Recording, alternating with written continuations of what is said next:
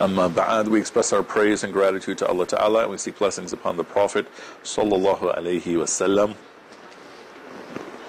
So the goal for today is to begin with Ayah 168 and perhaps make it all the way up to Ayah 176 and maybe 177.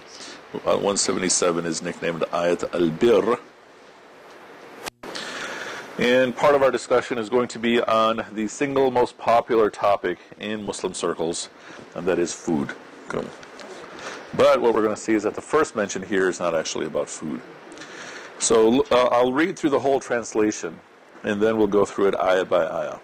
So beginning with Ayah 168, O people, eat permissible good things out of what lies in the earth, and do not follow the footsteps of Shaitan.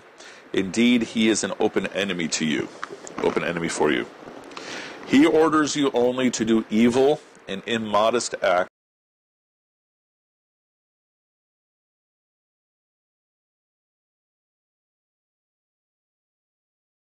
Follow that religion on which we have found our fathers. Is it so, even though their fathers had no understanding at all, nor had they been on the right path? The example of calling those who disbelieve is such as someone who is shouting at an animal that hears nothing but a call and a cry. They are deaf, dumb, and blind, so they do not understand. 172.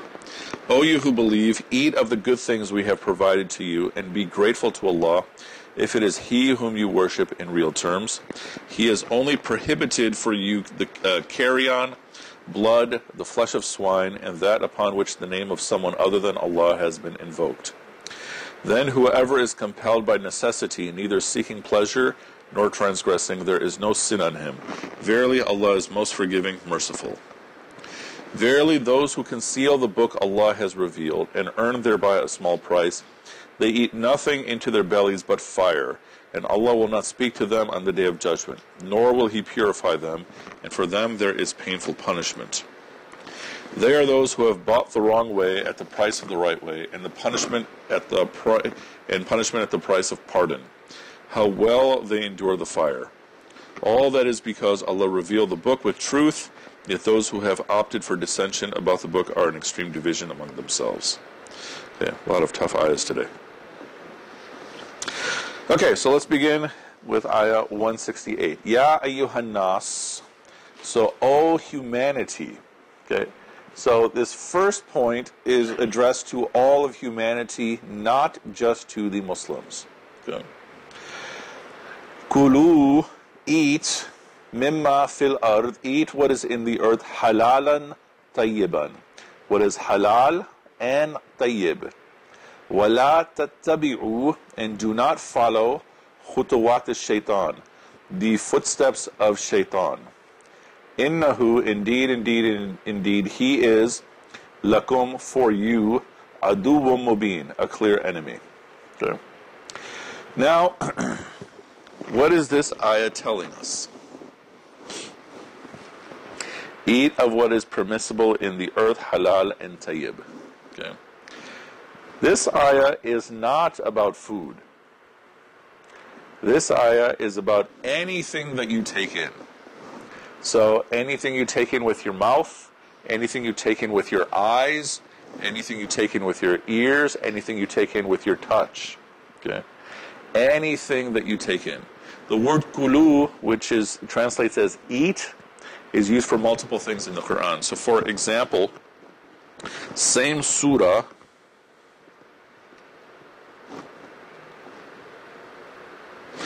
if we go to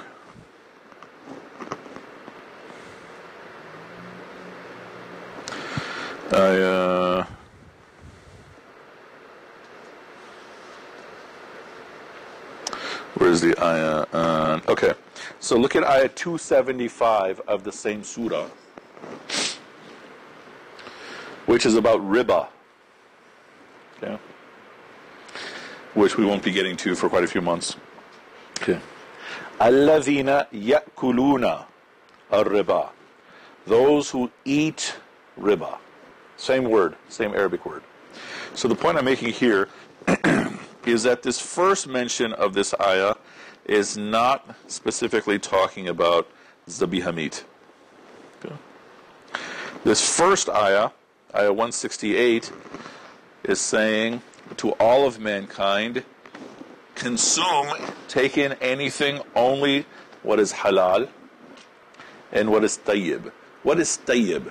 Microphone, Prof? Oh, you're scratching yourself. Okay. Okay, so what do we mean by tayyib? Tayyib is anything which gives you benefit. Okay. Benefit, I'm sorry? Anything beneficial. Anything that is beneficial either to your body or to your intellect. Okay. Or on the flip side, anything that is not harmful to your body or your intellect. Okay. Now, why am I saying the second way, anything that is not harmful to your body or to your intellect? The basic Islamic outlook is that all in creation is beneficial, okay? Except for those things that are haram. Okay? So the default is that everything is halal and everything is beneficial. Okay?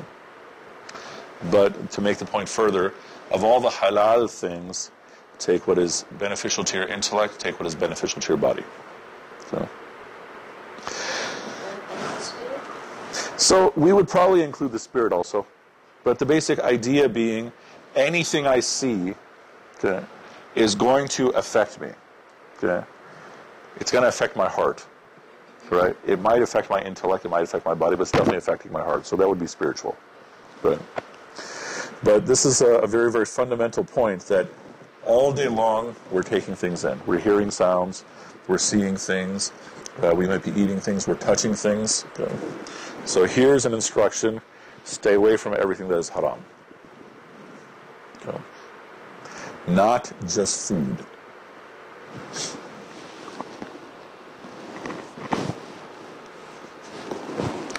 So stay away from looking at haram things, stay away from hearing haram things. And also will do like watching and going to some wrong places. Yeah, exactly. There's a famous story, this was just in my class a couple hours ago, of the man, and I'm sure all of you heard this story. There's a man who sees an apple floating down a river, and then he bites the apple and he eats part of the apple. And then he decides, okay, this was not correct, because I don't own this apple. So let me find the owner of the apple, let me ask forgiveness. Okay. So he goes up the river, and he finds the owner of the orchard. And he says to the owner, okay, I bit this apple that belongs to you. Will you forgive me? Okay. The owner's looking at him, and he says, okay, I will forgive you, but you have to do two things. Number one, you have to work for me for a year. Okay? And then I'll tell you the second thing. And the man says, okay, if I do these two things, you'll forgive me. And he says, yes. Okay? So he works for him for a full year. Okay? And then when the year is done, he says, okay, this man says, okay, now what's the second thing? And the orchard owner says, you have to marry my daughter. Okay? And then I'll forgive you. Okay? He says, then you'll forgive me. He says, yes. And then the orchard owner says, okay, but there's a warning. My daughter is blind. She's deaf. She's dumb. She has no hands. She has no feet. Okay?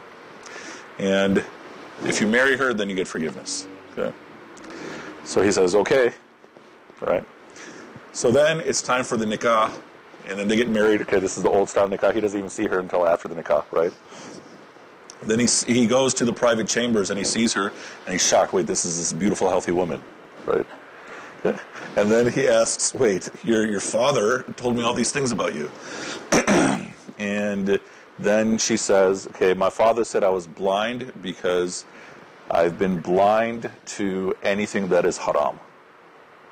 And I'm deaf to anything that is haram. And I'm mute from saying anything that is haram. And my hands and feet have not gone to anything that is haram. Another story, her father is saying this. And the father is saying, because I saw you, you came this far just to seek forgiveness, that I thought, okay, you're worthy of my daughter. Okay. So the point is that even going to places of haram, we weren't. Yeah, exactly. He's like, I'll work for 2 years now. Yeah, yeah. That's the father of Abdul Qadir Jilani, the mother and father of Abdul Qadir Jilani. Yeah. Yeah. So again, the point here is that this first instruction where it says do not eat or eat only what is halal and tayyib, this is speaking about everything that you consume. Okay. The parents of Abdul Qadir Jilani. Okay. Okay. Then the second instruction is وَلَا تَتَّبِئُوا خُطُوَاتِ الشَّيْطَانِ. Okay, do not follow the footsteps of shaitan. What's the difference between saying do not follow shaitan and do not follow the footsteps of shaitan? What's the difference between the two? Yeah. When you're seeing the footsteps, you're trying to step into the same way. Exactly. Correct. Because shaitan is your clear enemy. So in a way, we're now really beginning to see the next big section of Al-Baqarah, and this next big section of Al-Baqarah is going to lay down the foundation of the Sharia. Okay. So the first 150 ayahs, we've had less than 10 commands. Okay. Now, we're going to see command after command after command after command. Okay. So this is the general. The general, stay away from haram, only do what is halal. Only do what is halal and tayyib. So do what is legal, but only do the beneficial things. And stay away from shaitan. So here is shaitan's strategy. And again, all of you know this. Okay. Innama ya'murukum bis-su'. So he, indeed, he commands you to su' wal-fahsha. So su' here translated as evil, fahsha is immodest or indecency. Okay. So su' is to do wrong. To do immodest acts are things that might technically be halal. Okay. But they're not good acts. Okay. Especially because fahash might lead to haram. Okay. So fahash might be that I dress in a particular way that's technically not haram, but it's going in that direction. Or I say words that technically are not haram, but they're sort of borderline in that direction. Okay. So in the very minimum, we'd say do not have bad adab. Okay. Do not do wrong and do not do bad adab. Okay. What does this mean? وَأَن تَقُولُوا عَلَى اللَّهِ مَا لَا تَعْلَمُونَ. So he is commanding you that you say about Allah what you do not know. What does that mean? What does it mean to say things about Allah that you do not know?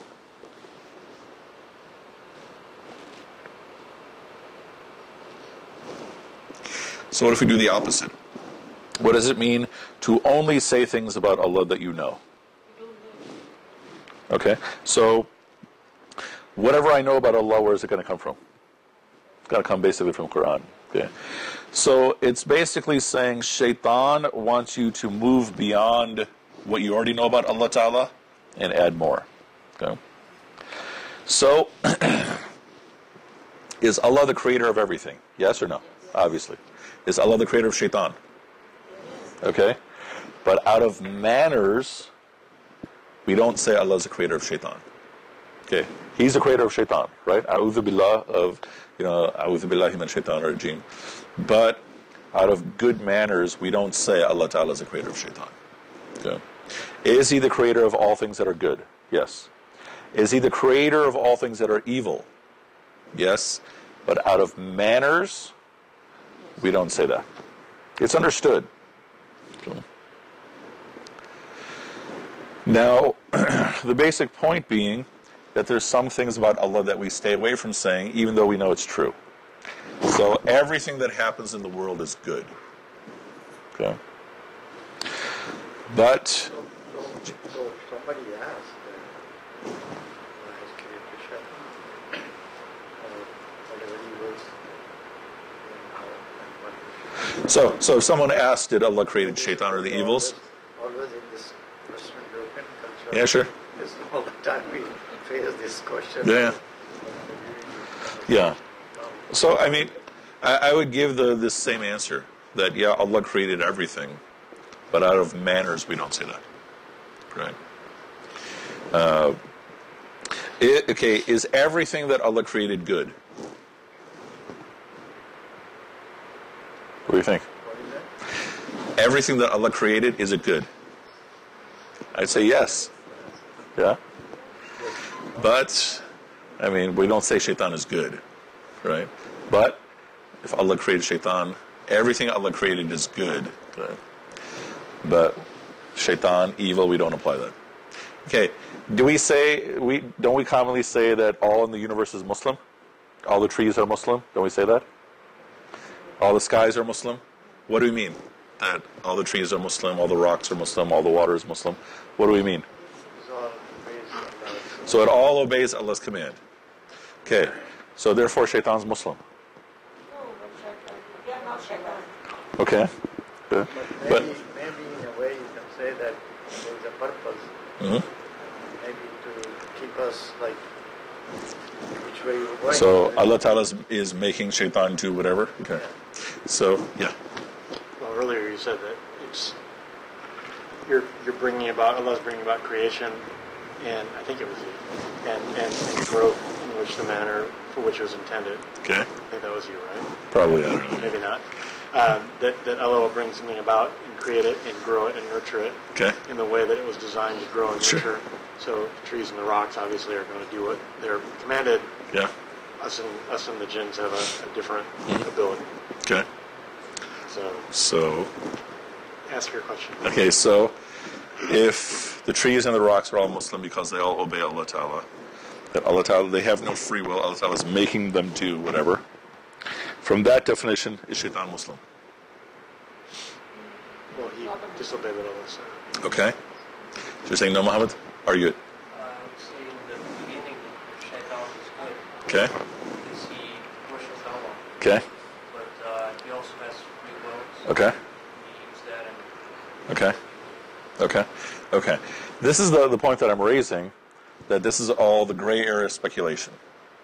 And the caution is, if you don't need to get into it, then stay away from it.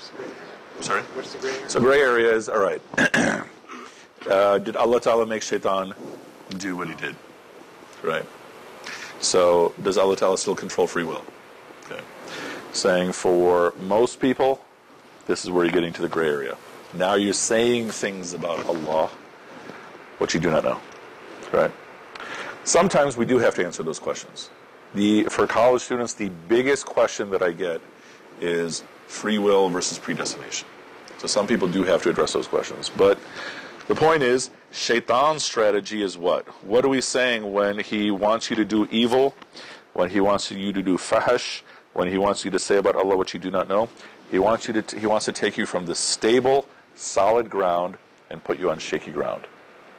So in action, take you from halal, and he might not be able to get you to do haram, but he might be able to get you to do fahash. Okay. In terms of your intellect, to move from the concrete things that you know, I have to pray, I have to fast, I have to do this, right? To start wondering, okay, where does Allah come from and all those things. Okay. That's a very shaky thought. We call it speculation. So this is his strategy.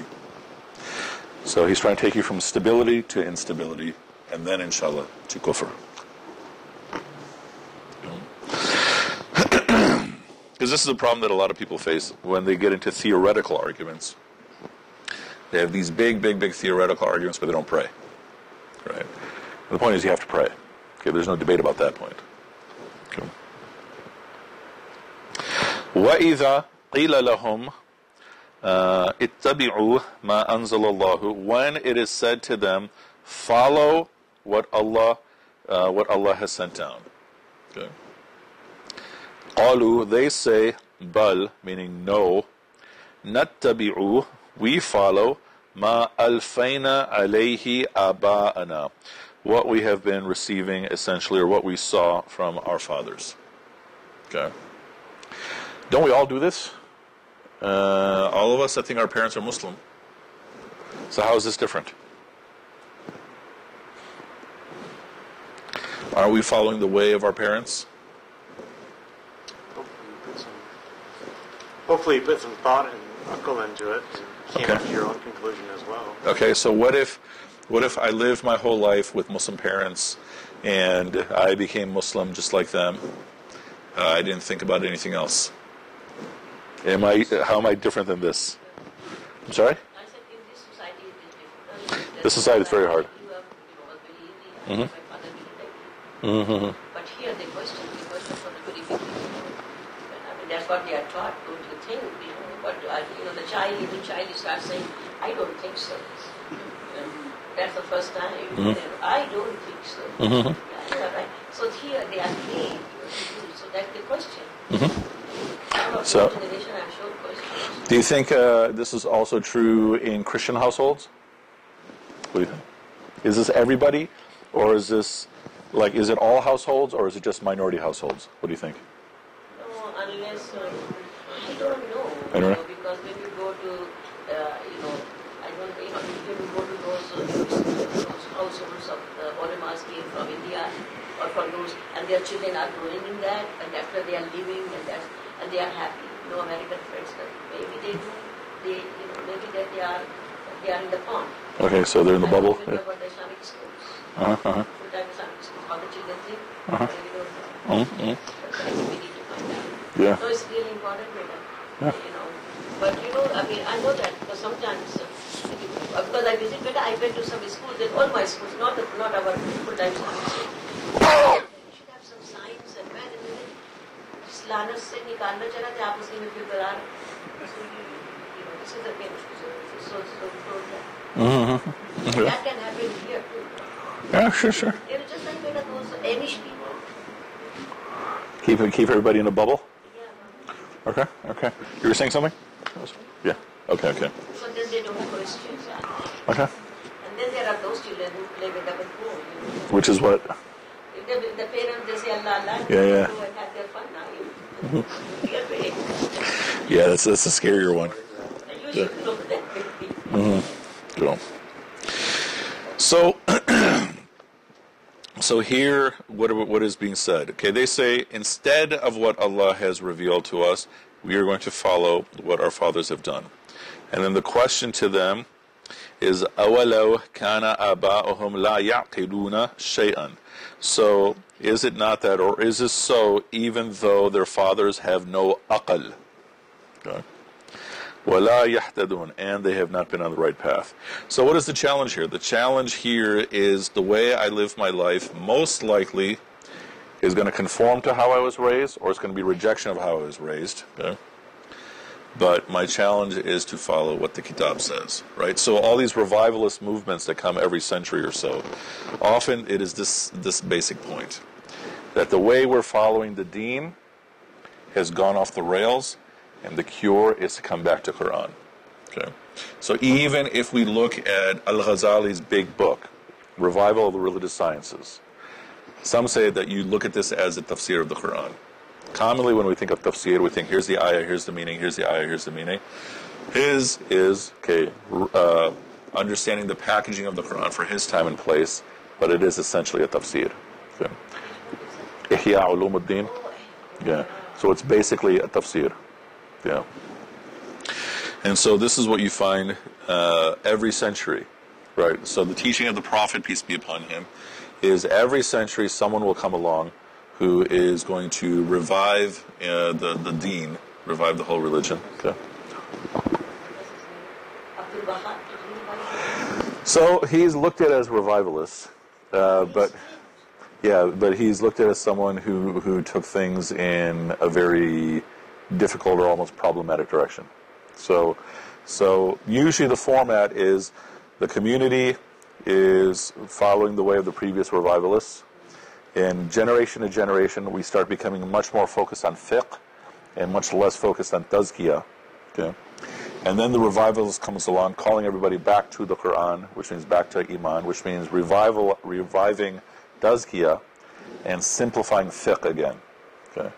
And that happens for a few generations, and then it begins to go off the rails, and someone else comes. Why so much emphasis on fiqh? So I think this is the natural result when you focus less and less on tazkiyah. So another way to look at it is that the community is getting more immersed in dunya, right?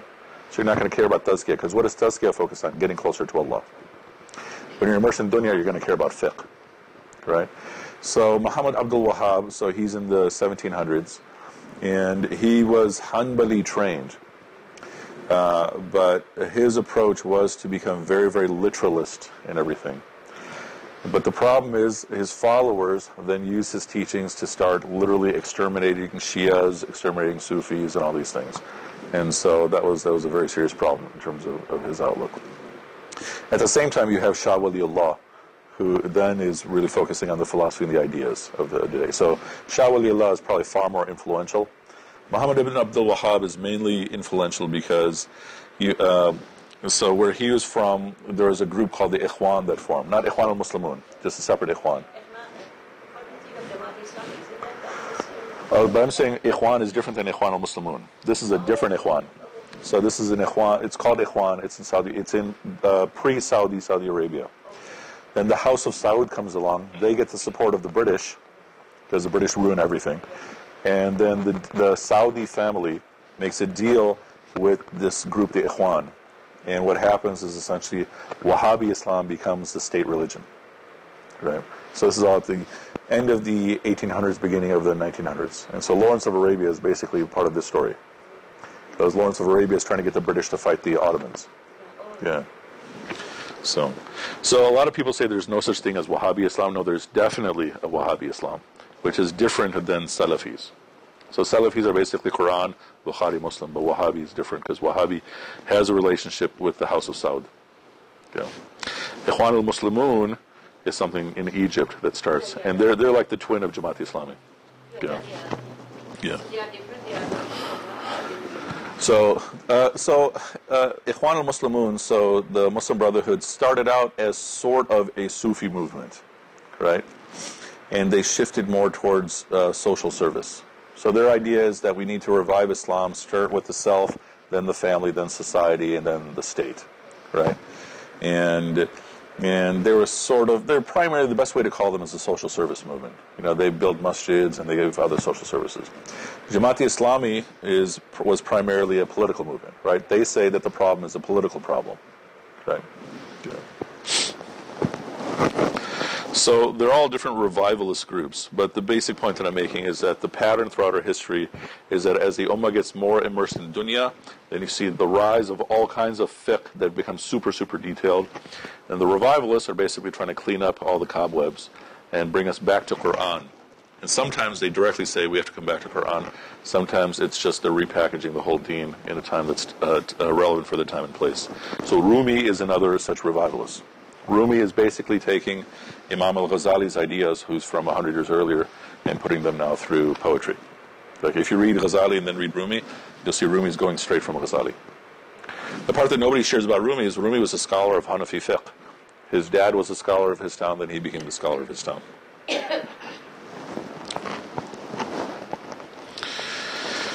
Okay.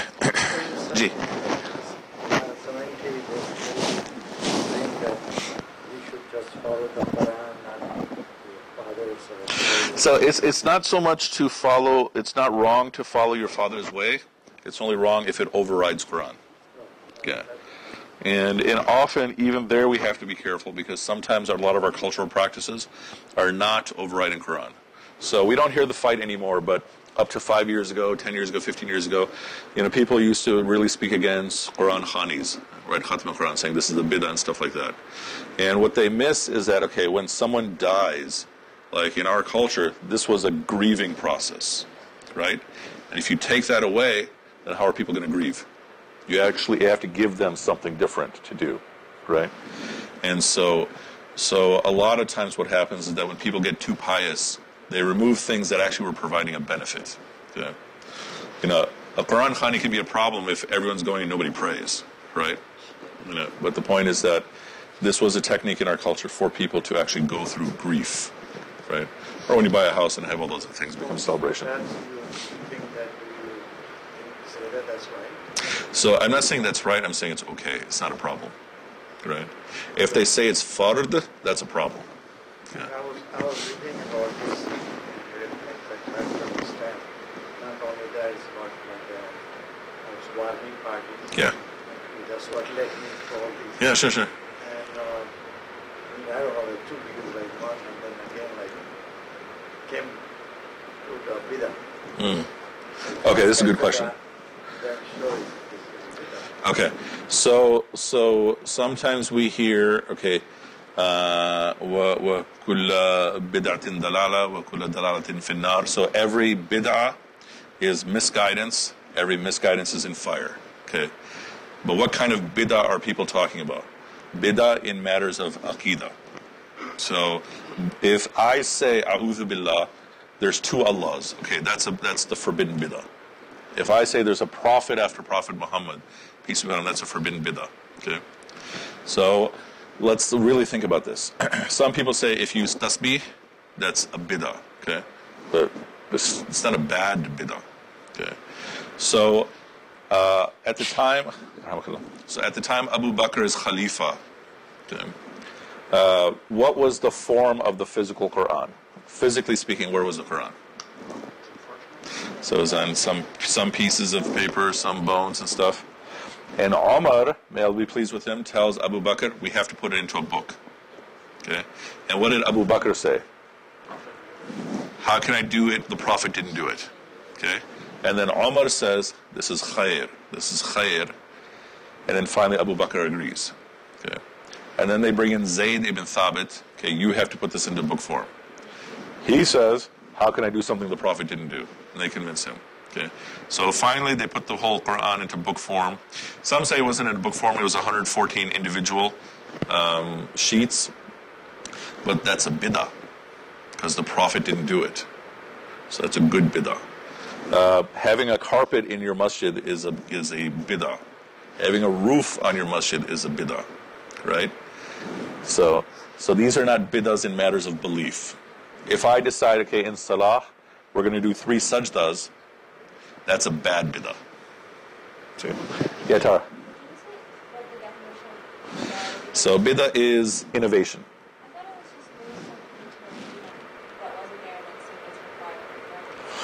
Okay, so part of it is if you say it's required, then that's a bad bid'ah by definition.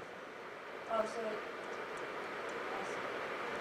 I thought that it was just bringing something into religion that wasn't there, saying it's required. So that if by definition, So if you do anything and you say it's required, and it wasn't required before, then it's a bad bid'ah by definition. But, so for example, having a roof on a masjid in a place where it snows or rains, it's a necessity, right? So the Prophet's masjid didn't have a roof, right? It had palm leaves.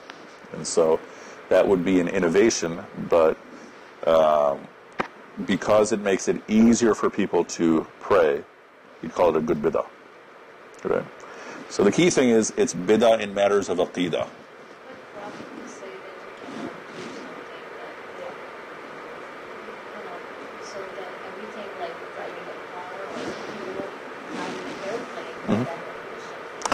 Sure. I mean, that would be the extreme end of the conversation. But, for example, what if I make it my practice that after Jummah, I'm going to read Quran, okay? And I tell everyone, all of you should read Quran after Jummah, okay? What do you think? Okay? No, not okay. Why? Are you suggesting it? But the Prophet didn't say not to do it. Are you suggesting it? Or you... Yeah, but that's why I said you should. If I said you have to, then that's a problem, right? Should also why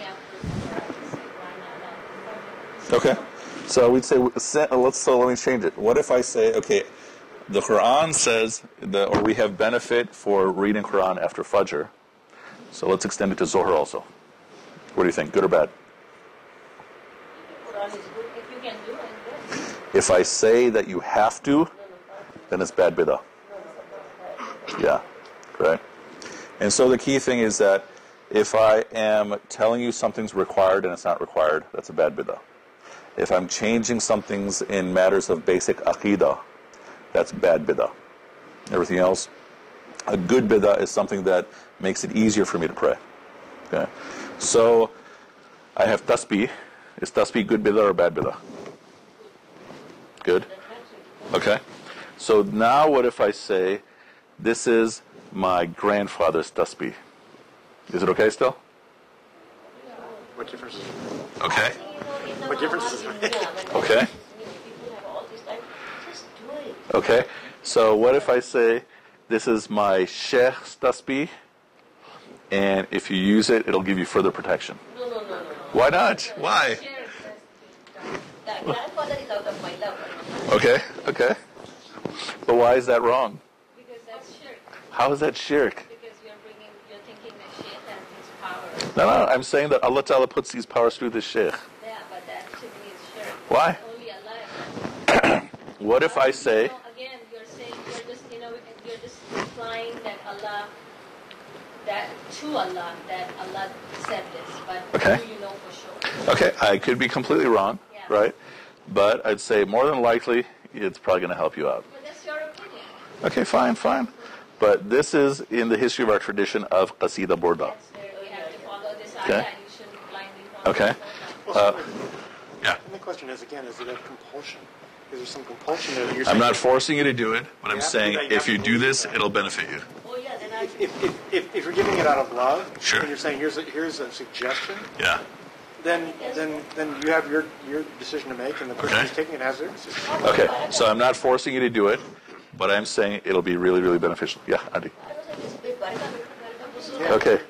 So, but the point is that throughout our tradition, for centuries, it was common to read Qasida Burda. And it went so far as to say that people would teach that if you have an illness, read some of Qasida Burda, and inshallah it'll give you healing. What do you think? Shirk? Why not? What's the difference? Because that's Qasida Burda, from my understanding, Sure. it's basically praising the Prophet. Sure, Most okay. of it. And if you are ill, then Prophet is not the one who's going to cure Okay. you. You have to ask Allah subhanahu wa ta'ala. Okay. So why are you praising the Prophet? Just go directly to the source. Yeah, It's Okay. a waste of time in my opinion. Okay, so you're saying you are opposing it. Yeah. Okay, yeah, I thought you were Directly agreeing. to the main Okay. source. Is there Okay, not? but you're agreeing. Is there Okay. not? Is there not a shifa? Okay. Is there not a shifa that would be a dua that was passed down, or something to read a surah or an ayah to read out of the Quran that would already do that? In Okay. which case, then I would think if you're taking that above something that was given, Okay, it would that's be- not happening. That's not happening. It's not happening. Okay, right. So how about with that? Yeah. Explain what it is to everybody. Okay, yeah, we'll have to pray. So beautiful. Okay. Can we say that, I read it every day. Okay. Every single day, Okay. but in the after Quran, I read it. Okay. It's so beautiful, but maybe they don't know it. It's- It's so beautiful, beta. What a Prophet Sallallahu especially the rule did you say, Okay. Wouldn't you have to ask again? You have to ask what is the purpose Okay. of doing it? Okay. Let's break for prayer, inshallah, and then we'll continue. Maybe next time I'll bring it. And Okay. bring it back. It's so beautiful. Okay. وآخر دعوانا أن الحمد لله رب العالمين. Regarding that,